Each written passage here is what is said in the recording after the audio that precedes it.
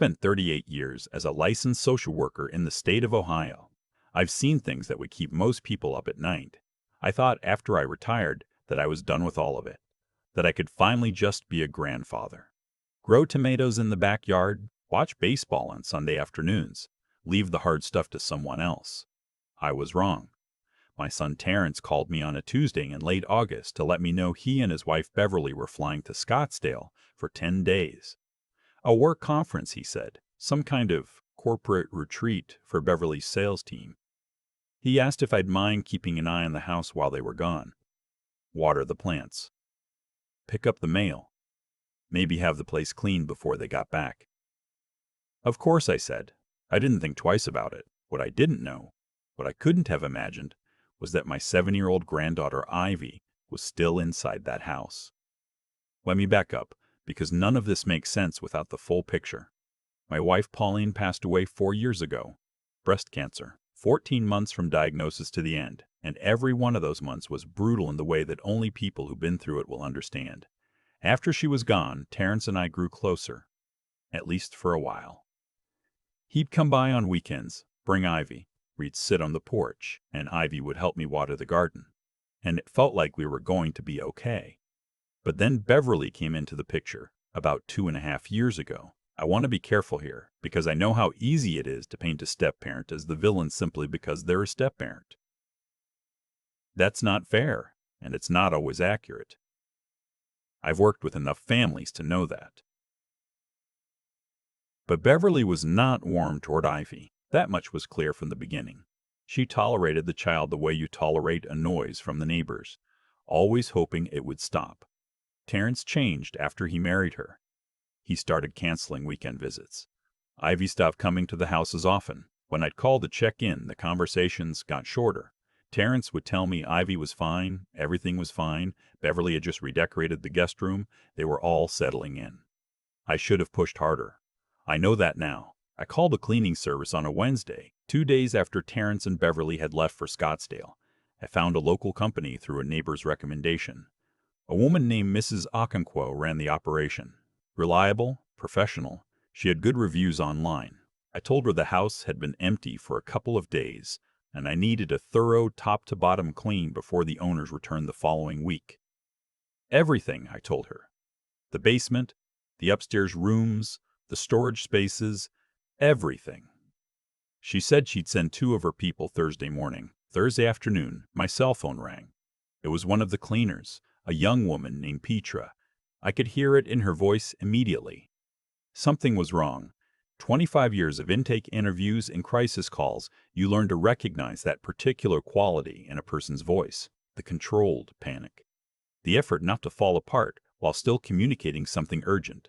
"Sir," she said, "I need you to come to the house right now. I found there's a child in the upstairs storage room. She's very weak. I don't know how long she's been in there." I was already reaching for my keys. I drove 12 minutes to Terrence's house, and it felt like an hour. My mind was doing the thing it used to do during my working years, running through scenarios, assigning probabilities, preparing for what I might find. But underneath all of that professional machinery was something much simpler and much louder. Fear. The kind of fear that only grandparents know. Petra met me at the front door. Her eyes were red. The other cleaner, a man named Gil, was standing in the hallway holding a glass of water and looking shaken. "She's upstairs," Petra said. "Second door on the left. We haven't moved her. We called you first." I went up the stairs. The storage room was at the end of a short hallway, just past what used to be a guest room. The door had a sliding bolt on the outside. New hardware, I noticed. It hadn't been there the last time I visited. The bolt was thrown open. Petra had gotten that far before she called me. I pushed the door open. Ivy was sitting in the corner of the room on a folded blanket. She was wearing the same clothes she'd apparently been wearing for several days, a purple t-shirt and gray leggings. There was a half-empty water bottle next to her, and a small bag of goldfish crackers that was almost gone. A bucket in the other corner of the room. A single lamp with a 40-watt bulb. She looked up at me with the most exhausted eyes I've ever seen on a child. "Grandpa," she said. Just that, nothing else. I sat down on the floor next to her, and I held her, and I didn't say anything for a long time because there was nothing to say yet.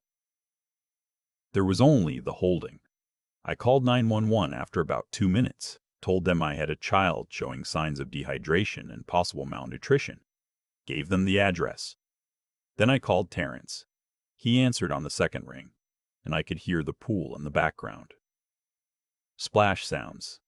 Music. Someone laughing. "Hey, Dad, what's up?" I kept my voice flat. I learned that a long time ago. When you're furious, go flat. Don't give the other person a signal to work with. "I'm at your house," I said.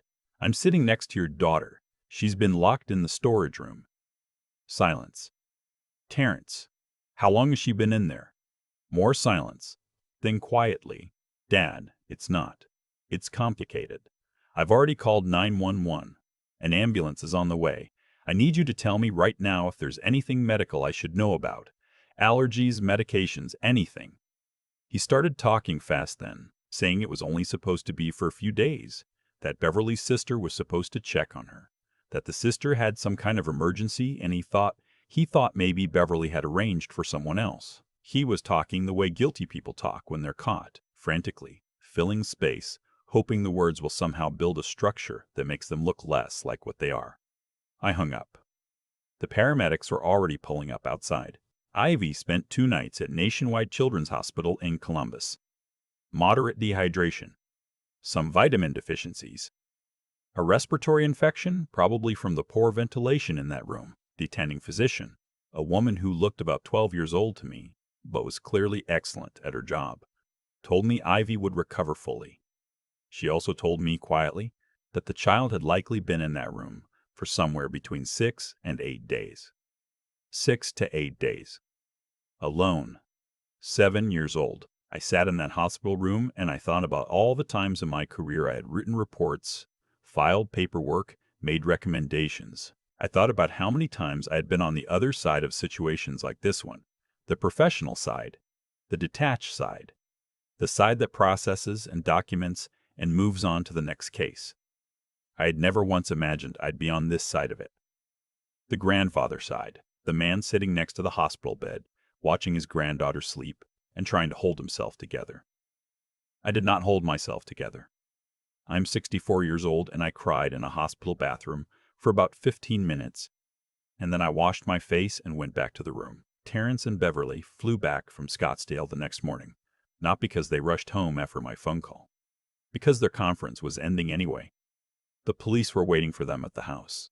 I had given my statement the night before to a detective named Morse. I told him everything: the storage room, the bolt on the outside of the door, the condition Ivy was in, the conversation with Terrence on the phone. I also told him I was a retired licensed social worker and that in my professional opinion what had occurred met the threshold for criminal child endangerment and willful neglect under Ohio Revised Code.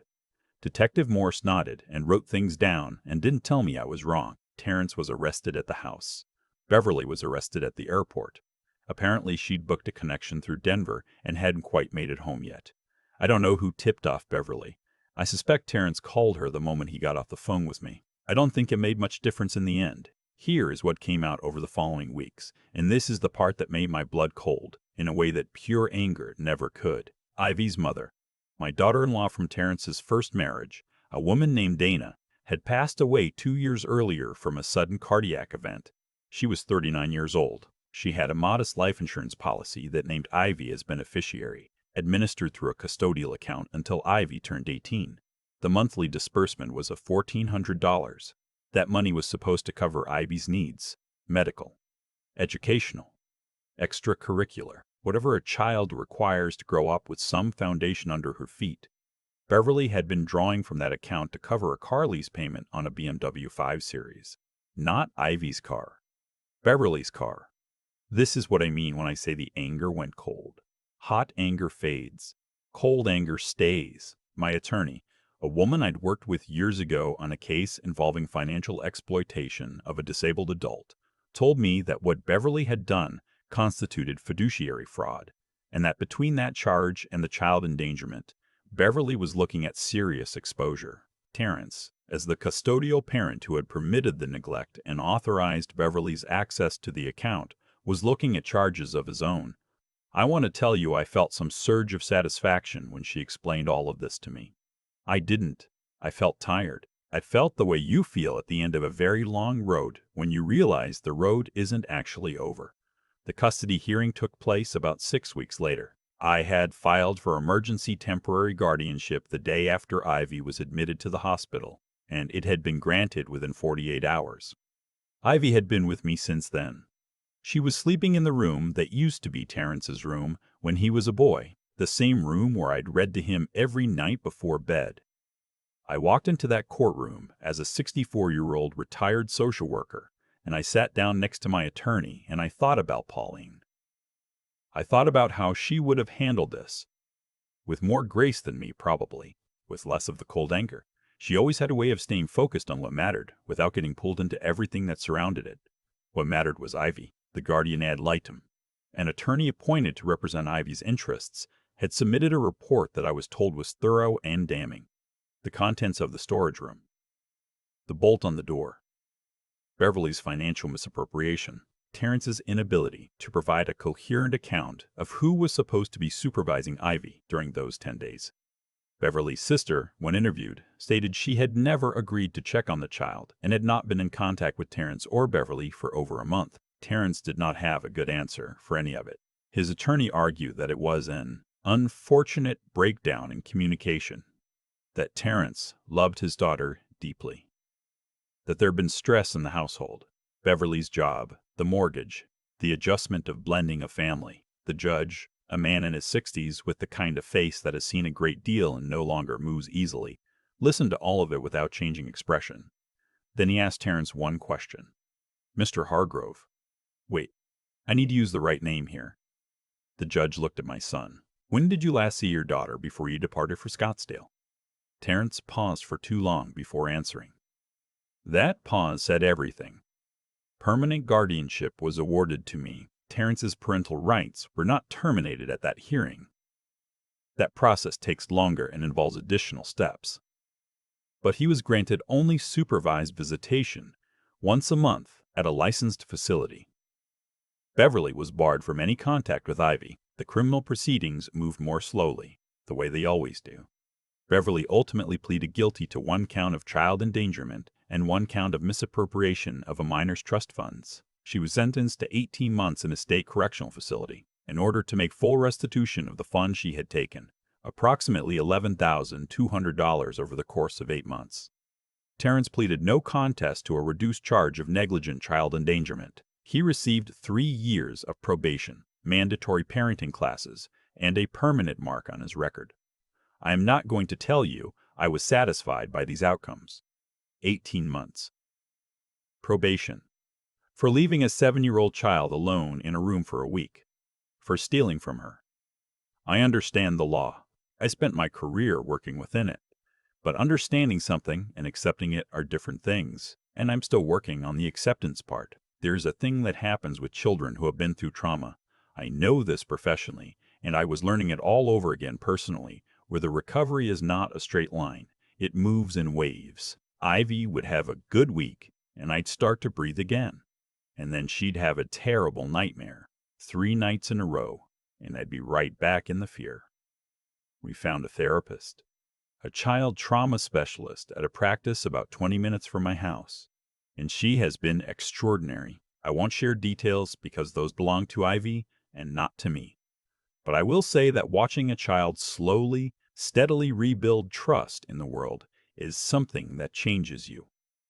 It requires patience I didn't know I had left. It requires showing up the same way every single day so that the child begins to understand that the same person will still be there tomorrow. I started cooking again. Pauline used to say I was a decent cook, and then stopped bothering when she got sick, and I took over out of necessity. And somewhere in there, I got better at it. Ivy has strong opinions about food. She loves grilled cheese with tomato soup and has very specific feelings about what qualifies as acceptable macaroni and cheese. We have ongoing negotiations about vegetables. She started 2nd grade at the elementary school 3 blocks from my house. She made one friend immediately, a girl named... Actually, I'm not going to use her name just because these are real children. She made a friend. She started laughing again. Not all the time, but regularly. Real laughter, not the careful kind. I'll take it. Terrence called me 4 months after the custody hearing. I let it go to voicemail. He left a message that was about 3 minutes long. I listened to it once. He said he was sorry. He said he didn't know how things had gotten so far. He said Beverly had changed him in ways he hadn't recognized while they were happening. I've heard variations of that speech before, professionally and personally. It doesn't make it untrue. People do get pulled into things they didn't see coming. I know that, but I also know that there is a bolt on a storage room door that someone had to install. Someone had to purchase it. Someone had to decide that the right response to an inconvenient child was to remove her from view. I haven't called him back. Not yet. I'm not ready. And I've decided I'm allowed to not be ready. Maybe someday. For Ivy's sake, probably someday. Children should know their fathers if their fathers are capable of being known safely. That's a calculation for the future, and I'll make it carefully when the time comes. That's what I do. Last Sunday, I was working in the backyard. The tomatoes had taken over again, the way they always do. And I heard the back door open, and an Ivy appeared at the top of the porch steps. She was wearing her yellow rain boots even though it hadn't rained in a week, which is something she does. She had a juice box, and she was watching me with this expression she has, very serious, a little suspicious, like she's deciding whether she approves of what I'm doing. "Grandpa," she said, "Ivy, can I help?" "You can absolutely help." She came down the steps carefully, holding the juice box like it was important cargo, and she stood next to me in the garden, and we worked for about 45 minutes in the way that children and grandparents work, which is to say, she mostly examined things and asked questions, and I did the actual work and told her what I was doing. She wanted to know why tomatoes split when it rains too much after a drought. I explained it to her. She thought about it for a moment and said that sounded like the tomato made a mistake by being too dry and then not knowing what to do when it wasn't. I looked at her. "I think he might be right about that," I said. She nodded like this was expected and went back to her juice box. I went back to the tomatoes. The afternoon light was the particular gold that only happens in Ohio in September, when the summer is ending, but hasn't admitted it yet. The yard smelled like soil and grass and something green. It was quiet except for the birds and the occasional sound of a car going past on the street. 38 years I did this work. I helped families. I filed reports. I made calls. I tried, within the constraints of a system that never has quite enough of anything, to make things a little less terrible for people who were having a very bad time. I thought I was finished with all of it. Turns out the work wasn't finished with me. I don't mind. I've been thinking a lot lately about the bolt on that storage room door, not about the legal proceedings, not about Beverly's sentence or Terrence's probation, not even about the hospital room or the paramedics or Detective Morse writing things down in his notebook. I think about the bolt itself. Someone had to choose it. Someone stood in the hardware store or clicked through a website and selected a sliding bolt and brought it home and screwed it into the door frame. That didn't happen accidentally. That was a decision made in a quiet moment, and then another decision the day they left for Scottsdale, and then another and another. A long chain of small choices that each required someone to say to themselves, "This is acceptable." That's what I keep coming back to. Not the dramatic moment of discovery, but the ordinary moments that led there. The choosing. I spent nearly 4 decades watching how people's choices accumulate. You make one compromise and it feels manageable. You make another, and the first one seems less significant. By the time you're standing at the end of the chain, the original line you would never have crossed is so far behind you that you can barely see it. I watched that happen in hundreds of families. I filed hundreds of reports about it. And then I watched it happen inside my own, what I've come to believe, not from any book or creed, but just from living long enough, is that the way a person treats someone who cannot defend themselves tells you everything about who that person actually is, not who they present themselves to be, not who they are on a good day with an audience, who they are when no one is watching and nothing stands in their way. That is the true measure. That will always catch up with you eventually. Beverly thought she was being clever. Terrence thought the distance would protect him. Neither of them counted on a cleaning crew that takes their instructions seriously. Neither of them counted on a retired social worker who still knows exactly which calls to make and in what order. That's not luck. That's what happens when someone builds a life of small dishonesties on top of a foundation of convenience. It becomes unstable. It always does. But here is the other side of it, the part I think about just as often. Ivy is 8 years old now. She goes to school 3 blocks from my house. She has a best friend and strong opinions about macaroni and cheese, and she wears rain boots on dry days because she likes them. She did not choose what happened to her. She had no say in any of it, and yet she gets up every morning and goes to school and laughs, real laughter, and asks me questions about tomatoes and just keeps going. That is its own kind of intelligence. The intelligence that says, what was done to me is not what I am. The resilience that doesn't announce itself, doesn't ask for recognition, just shows up every morning in yellow rain boots and keeps moving forward. I'm still learning from her. At 64 years old, I'm still learning from a child about how to keep going without bitterness consuming everything. I don't know what comes next with Terrence. I genuinely don't. But I know that Ivy will be okay. I know it the way you know something when you've watched enough people come back from enough hard things. She is going to be more than okay, and whatever small part I play in that, driving her to school, making grilled cheese, explaining why tomatoes split in the rain, I intend to play it right. That much I can control.